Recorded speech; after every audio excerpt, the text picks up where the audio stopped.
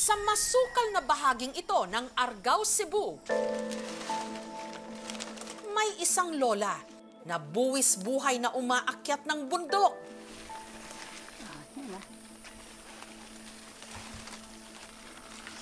Ang kanyang pakay, manguha ng sanga ng halaman na kung tawagin nito.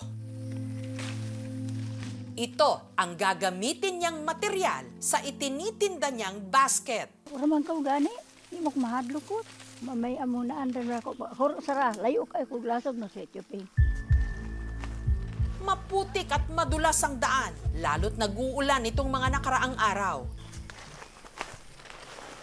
Si Uwa kay dili gina siya magchinilas, siguro ka provide ilang family. Dali man hinuon kuno siyang maslide. Napakasukal ng gubat. Isang maling hakbang lang, lalamunin siya ng bangin. Minsan, natatakot kami, baka mahilo doon sa daan, mawalang malay. Naawa ko sa kanya kasi hirap sa kanyang edad eh. Minsan, malimot pa siya kung saan siya galing. Murag, manginabuhi gid siya kay para gid kuno gihatagan pa man siya sa Ginoo ug kusog. Pain lang po na, gamayon na mo ikatabang-tabang, baka nang unsa atong higugmaon dito magsaligbag. Bakit itinataya ni Lola ang kanyang buhay para lang makabuo ng basket?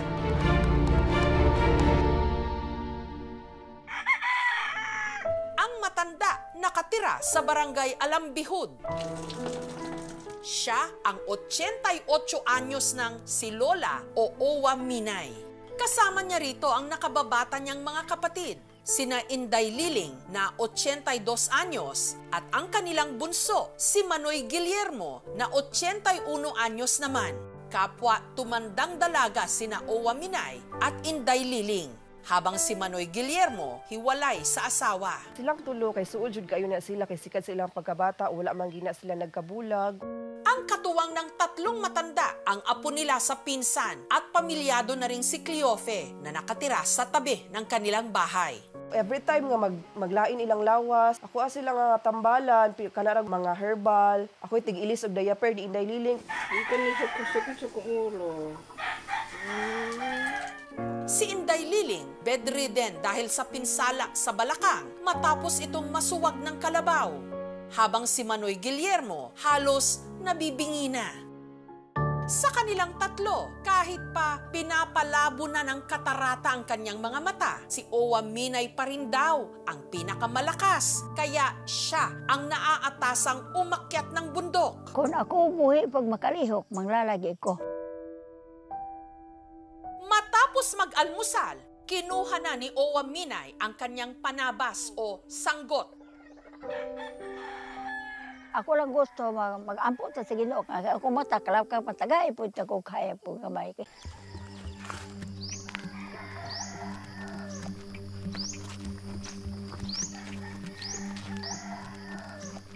Inaabot si Owa Minay ng 1 oras sa paglalakad bago marating ang entrada ng gubat.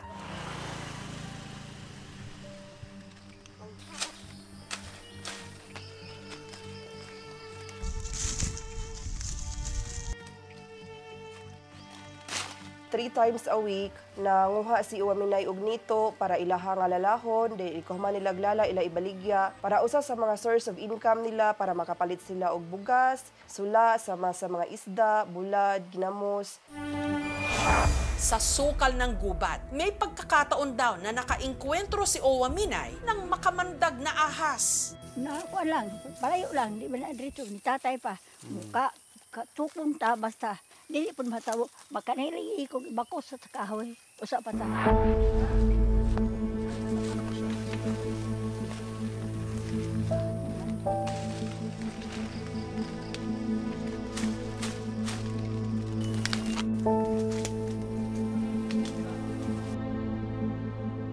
Sa loob ng mahigit 1 oras na paglilibot ni Owa Minay sa gubat, nakakuha siya ng 20 pirasong sanga ng nito.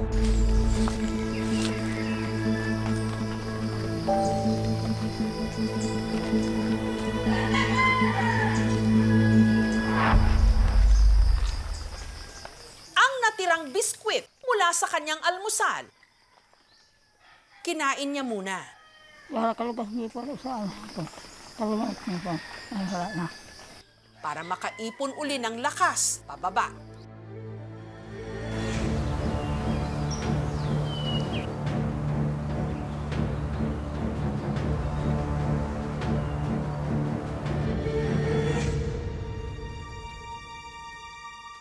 Ang nakuhang mga sanga ng nito, agad nilinisan ni Owa Minay. Sunod na rin niya itong inilala sa mga pinatuyong maninipis na piraso ng sagisi. Malabo man ang mata ni Owa Minay, pero ang pagbuo ng basket, kahit hindi siya nakatingin, kabisadong kabisado ng kanyang mga kamay. Pang-anim si Owa Minay sa 9 na magkakapatid. 10 taong gulang lang daw siya nung natutong magnito. Kay ang sinunod sa mga amahan, bumagay among nabuhian hangtod gin mo umuwi padutan. Wala sa kanilang nakapag-aral, kaya sa paggawa rin ng basket nila iniasa, pati ang kanilang pagtanda. Sa 1 linggo, nakabubuo sila ng 6 na tray at basket na mag-isang inilalako ni Owa Minay. Basket daw. Ilam ni Owa. Kusinta.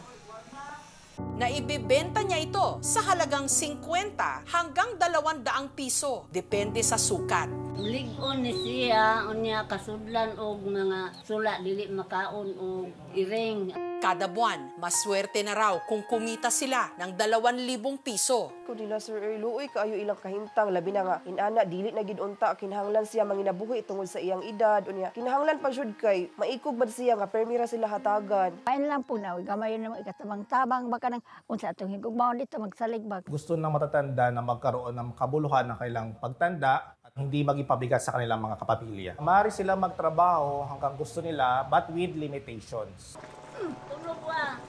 As of 2020, mayroon tayong 1.8 million na walang natatanggap ni anumang pension. Gusto ng mga nakatatanda na hindi totally maging dependent no, sa kanilang mga anak. So sana may mga suporta yung ating pamahalaan. Lalo si nanay kasi wala siyang asawa at mga anak.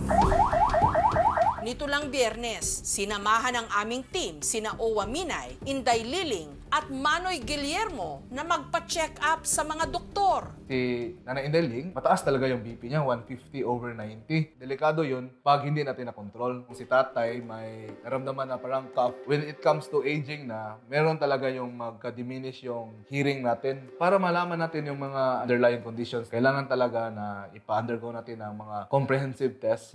Sinilip na rin ang mga mata ni Owa Minay. Usually, pag may katarak na, malabo na talaga yung wala na kasi yung light na pumapasok sa mata. Mahihirapan na silang tumingin sa malayo. Prone din sila sa mga accident. So, pwede natin silang ma-refer sa partner ophthalmologist natin na sila yung magpe-perform ng mga cataract surgery for free. Para kahit paano, hindi na nila problemahin ang pangkain sa mga susunod na araw.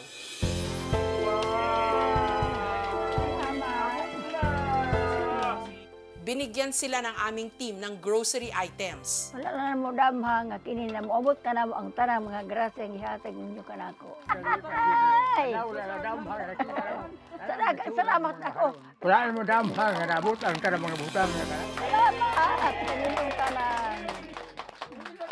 At para hindi na rin mahirapang maglako, nangako ang Department of Labor and Employment na magbibigay sila ng suporta sa kanila. Through the DOLE Integrated Livelihood Program, kami ay nagbibigay ng mga livelihood projects sa mga katulad ni Lola Minay na senior citizens at iba pang marginalized and vulnerable groups. Pag individual, pwede kami magbigay hanggang 30,000 na worth of materials at mga kagamitan na kakailanganin. Para ito ay maging hindi naman napaka-delikado at maging parang libangan lang din nila. Pwedeng kami ang kumuha, mag-procure ng mga materials at yun ay ibibigay namin sa kanila at sa bahay na lamang sila gagawa ng mga basket. Nasa dapit hapon na sila ng kanilang mga buhay. Sa halip na magpahinga, dahil walang ibang paraan, narito sila, buwis buhay na hinahabi ang mga nalalabi nilang mga araw para lang mabuhay.